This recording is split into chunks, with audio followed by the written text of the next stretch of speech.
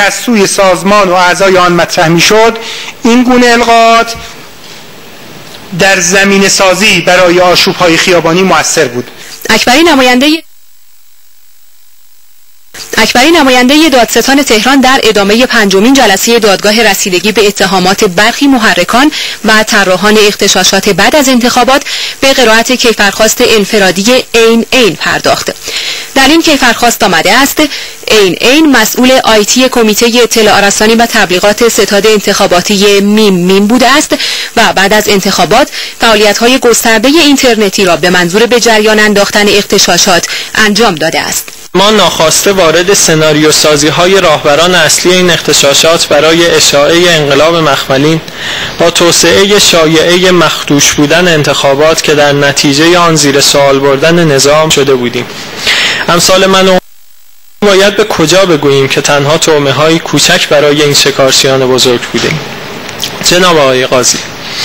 در این قطار مردان و زنانی سوار هستند که به خیال خود به همان مقصد ابتدایی که به جهت آن سوار بر قطار شده بودند ره سپارند. اما آیا حداقل حق این مسافران این نیست که بدانند به چه هدف و مقصودی، از چه مسیری و با چه هزینه هایی در حال حرکتند؟ ریاست محترم دادگاه، مسیرهایی نظیر ابطال انتخابات و غیره مسیرهایی بود که توسط راهبران این قطار به عنوان مسیر میانبر بر مسافرین معرفی شده بود. مسیری که حرکت در آن جز با تکیه و توجه به تابلوهای غربی که سالها توسط عناصر بدخواه نظام مقدس جمهوری اسلامی بر روی محتوای آنها کار شده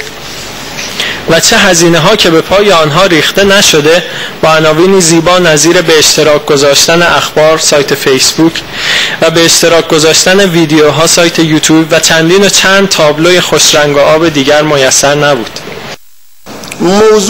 موضوع جرم سومینه که در کیفرخواست نماینده محترم دادستان آمده. گفتن فرمودن اختلال در نظم عمومی از طریق بلوا و آشوب و حرکات غیر متعارف و ایجاد ترس و وحشت در جامعه. ریاست محترم دادگاه که استاد بنده هستن اطلاع دارن این جرم اختلال در نظم عمومی از طریق بلوا و آشوب، اختلال در نظم عمومی رو ما این مقدار باید تکمیل کنیم که تکمیل کردن نماینده محترم دادستان از طریق، یعنی اینجاست که فعل موکل، فعل مجرم که باید لازمه تکوین جرم هست باید ثابت بشه. الف لام سومین متهمی بود که نماینده دادستان تهران کیفرخواست انفرادی وی را قرائت کرد. در کیفرخواست وی آمده است متهم مدیر شرکت نون بوده و تخصص کاری وی طراحی صفحات وب و برنامه نویسی است. بر اساس اعترافات متهم آقای عین برنامه‌ریزی مدونی جهت حمایت جنبش وبلاگ نویسی تحت مدیریت و خط‌دهی میم انجام می‌دهد و مسئولیت هدایت و خبررسانی به صاحبان وبلاگ ها از طریق ایمیل ها را به شرکت نون و آقای الف لام محول می‌کند که این شرکت کلیه خبرهای انتخاباتی در دوران انتخابات و خبرهای بحران و اغتشاشات بعد از انتخابات را برای کاربران عضو سایت و 2604 وبلاگ نویس به وسیله ایمیل ارسال نماید. در کیفرخواست با اشاره به بررسی‌های فنی انجام شده از ایمیل الف لام اضافه شده است متهم با استفاده از این ایمیل محتویات قابل توجهی از پیام‌های تحریک‌آمیز مرتبط با اغتشاشات را تهیه و ارسال نموده و از جمله موارد مهم استخراج شده از ایمیل متهم ارسال ایمیل حاوی یک نامه جعلی منتسب به سپاه پاسداران انقلاب اسلامی و ارسال ایمیل حاوی تصاویر تمسخرآمیز مسئولین کشور است. بعد از قرائت کیفرخواست آقای الف لام به دفاع از خود پرداخت و وکیل مدافع وی نیز لایحه دفاعیه را ارائه کرد. چهارمین متهم دادگاه امروز میمنه بود که اکبری نماینده دادستان تهران کیفرخواست وی را قرائت کرد. در کیفرخواست وی آمده است بر اساس تحقیقات انجام شده متهم که در روزنامه فعالیت داشته در راه اندازی سایت اینترنتی جمهوریت و چاپ و توزیع شبنامه موج نقش بسزایی در تشویش اذهان عمومی، توهین به مسئولین نظام، نشر اکاذیب و ایجاد آشوب‌های خیابانی داشته است. در کیفرخواست با اشاره به اعتراف متهم در خصوص چاپ و انتشار نشریه موج اضافه شده است، نام برده با مشارکت هیکه و میم و با کمک مالی فرزند یکی از چهره‌های شناخته شده و حمایت مالی یکی از مؤسسات آموزش عالی اقدام به چاپ و انتشار این نشریه کرده است. بعد از قرائت کیفرخواست، آقای میمنه به دفاع از خود پرداخت و سپس وکیل مدافع وی نیز لایحه دفاعیه را ارائه کرد. احمد علی اکبری نماینده دادستان تهران در ادامه پنجمین جلسه دادگاه رسیدگی به اتهامات برخی محرکان و طراحان اغتشاشات بعد از انتخابات کیفرخواست انفرادی الف را قرائت کرد. در کیفرخواست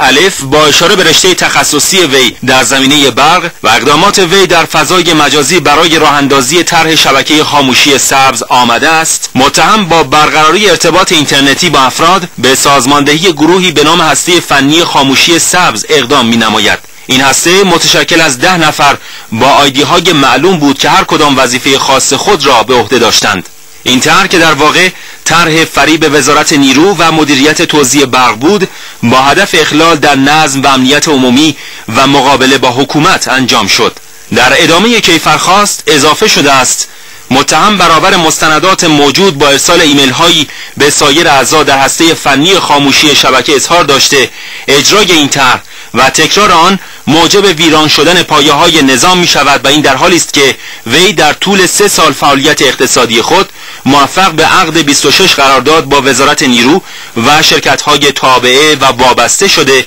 و از این رهگذر 700 میلیون تومان درآمد داشته که 300 میلیون تومان آن سود خالص بوده است. متهم با استفاده از این درآمد موفق به ثبت 4 دفتر در دبی، ترکیه، اصفهان و بندرعباس شده بود. بعد از قرائت کیفرخواست، آقای الف به دفاع از خود پرداخت و وکیل وی نیز لایحه دفاعیه ارائه کرد. این به متهم دیگری بود که در جلسه امروز دادگاه کیفرخواست وی قرائت شد. در کیفرخواست آمده است این به مسئولیت سایت ارتباطات مردمی میم را بر عهده داشته و اذعان کرده این سایت که نوعی روابط عمومی اینترنتی ستاد میم بود، بعد از انتخابات با دستور اینج معاون ستاد انتخاباتی میم شکل خبری پیدا کرد و عملاً تبدیل به یک سایت خبری و جنجالی شد که با استفاده از جمع‌آوری و انتشار اخبار کذب و تحریک کننده در ایام پس از انتخابات موجب تشویش افکار عمومی شد و هدایت و سازماندهی اغتشاشات را فراهم کرد.